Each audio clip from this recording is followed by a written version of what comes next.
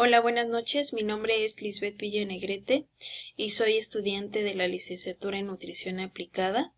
Y el día de hoy, voy a presentarle lo que es la evidencia de aprendizaje y hablaré lo que es el corazón y la nutrición.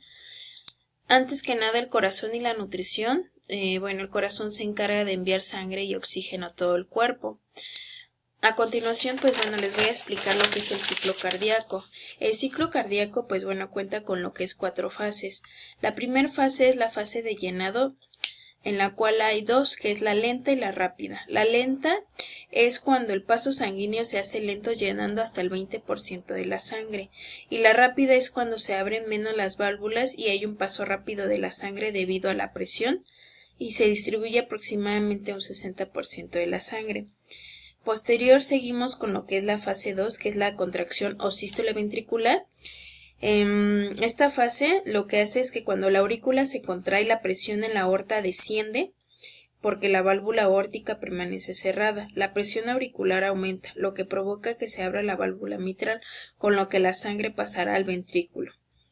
La fase 3, que es la de expulsión, esta se encarga de que la presión del ventrículo es ya mayor que en la aorta, con lo que la válvula aórtica se abrirá para permitir la salida de la sangre y desciende la presión en el ventrículo. Y por último tenemos lo que es la fase de relajación o diástole. Es cuando las presiones intraventriculares derecha e izquierda disminuyen en el periodo en lo que, como su nombre lo dice, el corazón se relaja. Es el momento en que la sangre entra al sistema nervioso procedente de los ventrículos. En este caso, el maestro indica cuál es el ciclo cardíaco desde la entrada de la sangre en la aurícula derecha hasta la salida a la aorta. En este caso, el ciclo de la bomba derecha se inicia con la diástole auricular. Cuando la aurícula derecha está llena de sangre, se abre la válvula tricúspide y se inicia la diástole ventricular y se completa con la aurícula ventricular. Cuando acaba la diástole ventricular, se produce el cierre de la válvula tricúspide y se abre la válvula pulmonar. Entonces se inicia la contracción o sístole ventricular, que expulsa la sangre a través de la aorta pulmonar a los pulmones. En este caso, en la siguiente diapositiva, vamos a ver lo que son los tipos de circulación. Y hay lo que es la circulación menor, que es la del lado derecho, y la circulación mayor, que es del lado izquierdo. La circulación menor, esta circulación se realiza del lado derecho del corazón.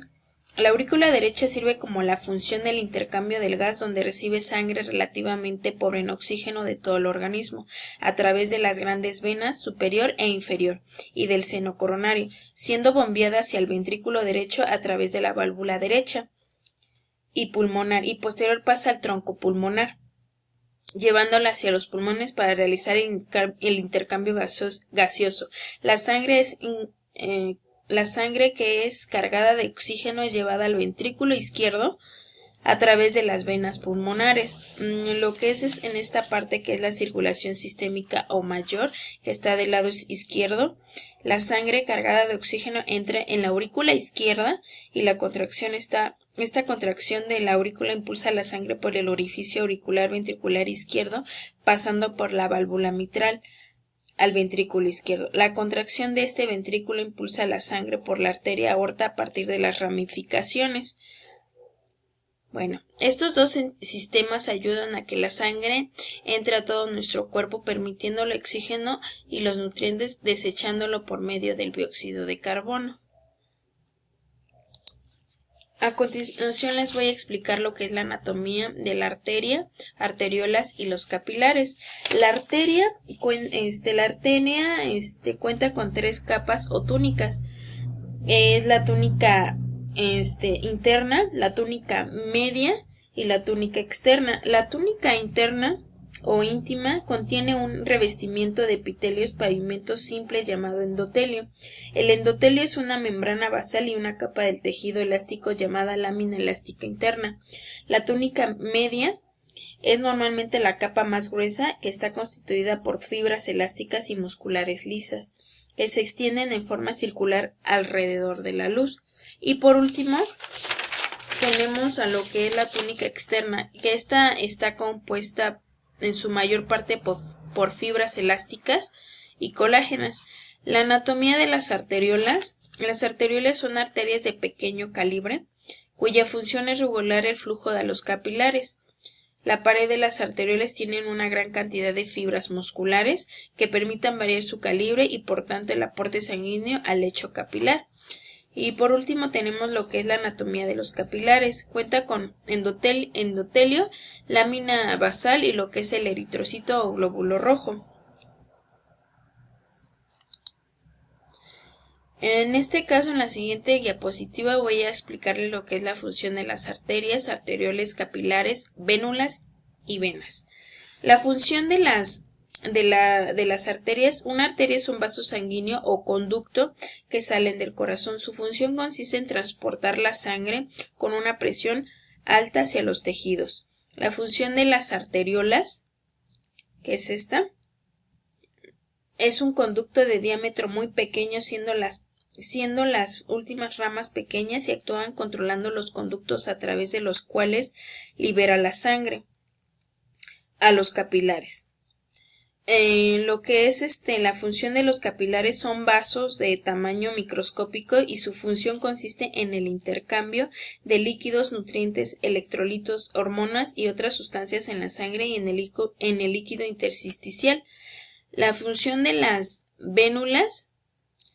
Las vénulas es un pequeño vaso sanguíneo y su función es recoger la sangre de los capilares y después se reúnen gradualmente formando venas de mayor tamaño. Las venas son los vasos sanguíneos y funcionan como conductos para el transporte de sangre que vuelve desde las vénulas del corazón y ayudan como reserva importante de sangre extra.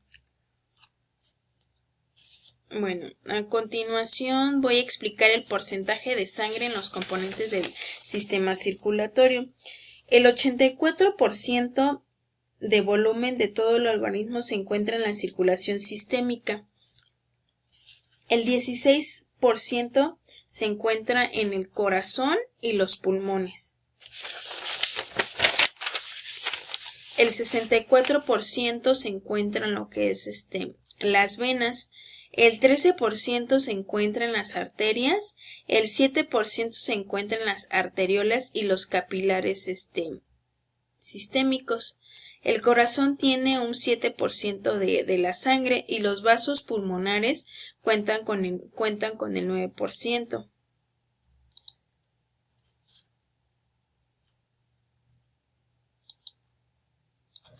Bueno, en esta diapositiva voy a explicar cuáles son las distintas presiones en los componentes del sistema circulatorio. El corazón bombea la sangre continuamente hacia la aorta, que es la presión media. En este vaso es alta con una media en torno a los 100 milímetros por mercurio. Además, el bombeo cardíaco es pulsátil. La presión arterial alterna es una presión sistólica de 120 miligramos de mercurio y una diastólica de 80 miligramos. Cuando el flujo sanguíneo atraviesa la circulación sistémica, la presión media baja casi hasta los 0 milímetros de mercurio. La presión de los capilares sistémicos varía de 35 milímetros de mercurio, en los lechos vasculares es de 17 milímetros de mercurio. La circulación de la presión pulmonar. De las arterias pulmonares, la presión es pulsátil junto con la aorta, alcanzando un promedio de 25 milímetros de mercurio, y la diastólica de 8 milímetros de mercurio, con una presión arterial pulmonar de 16 milímetros por mercurio. Y la media presión arterial pulmonar es de 16 milímetros de mercurio. La media de la presión capilar pulmonar alcanza un promedio de 7 milímetros de mercurio.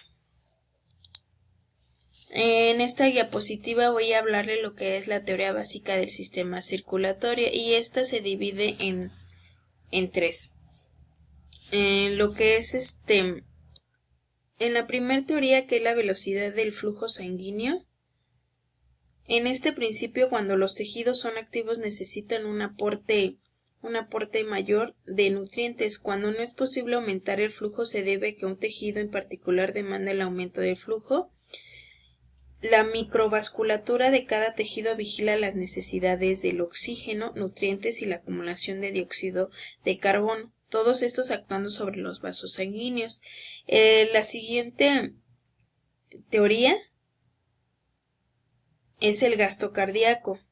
En esta teoría, cuando el flujo sanguíneo atraviesa un tejido, vuelve el corazón se vuelve a través del corazón, a través de las venas y el corazón. Es decir, el corazón actúa como autómata respondiendo de las necesidades de los tejidos y en ocasiones necesita la ayuda en forma de señales nerviosas. Y por último tenemos lo que es la teoría del control de la presión arterial, que en este caso con esta se controla independientemente a través del flujo sanguíneo local o mediante el control del gasto cardíaco. En esta teoría, por ejemplo, si en algún momento la presión cae por debajo de los 100 milímetros de mercurio, provoca descargas de reflejos nerviosos como aumento de la fuerza en la bomba del corazón y aportan más sangre al corazón y a las arteriolas. Acumulan más sangre en las arterias para aumentar la presión arterial. En esta diapositiva, ¿qué es el flujo sanguíneo? Aquí en esta diapositiva voy a explicar lo que es el flujo laminar y el turbulento. El flujo laminar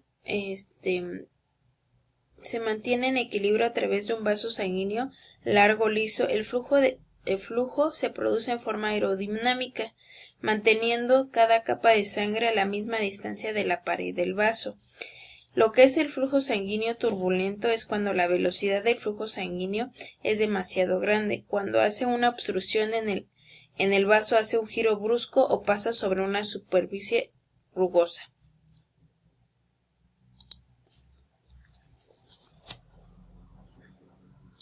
Bueno, en esta diapositiva, se va a hablar de los tipos de presión sanguínea y sus mediciones.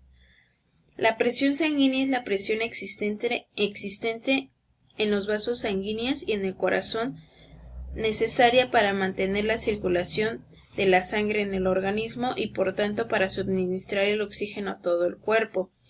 En este caso se conoce como lo que es la sistólica y la diastólica. La sistólica es la cantidad de presión que ejerce las arterias cuando el corazón y el ventrículo izquierdo se contrae, y su valor normal es de 100 milímetros de mercurio. La diastólica es cuando la presión que ejerce la sangre sobre las paredes de las arterias entre los latidos, cuando el corazón descansa o se relaja, y su valor es de 80 milímetros de mercurio. En la siguiente diapositiva voy a hablar de lo que es la sangre y sus componentes celulares.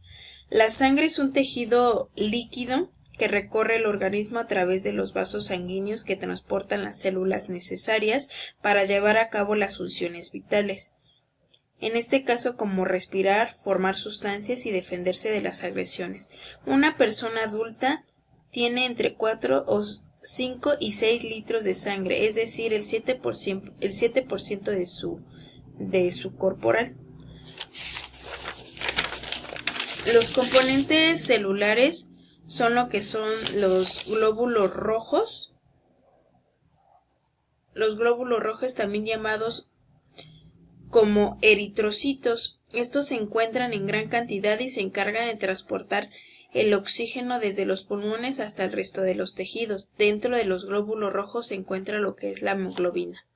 Los glóbulos blancos, también llamados como leucocitos, estos se encargan de defender el organismo contra el ataque de bacterias, virus, parásitos y hongos.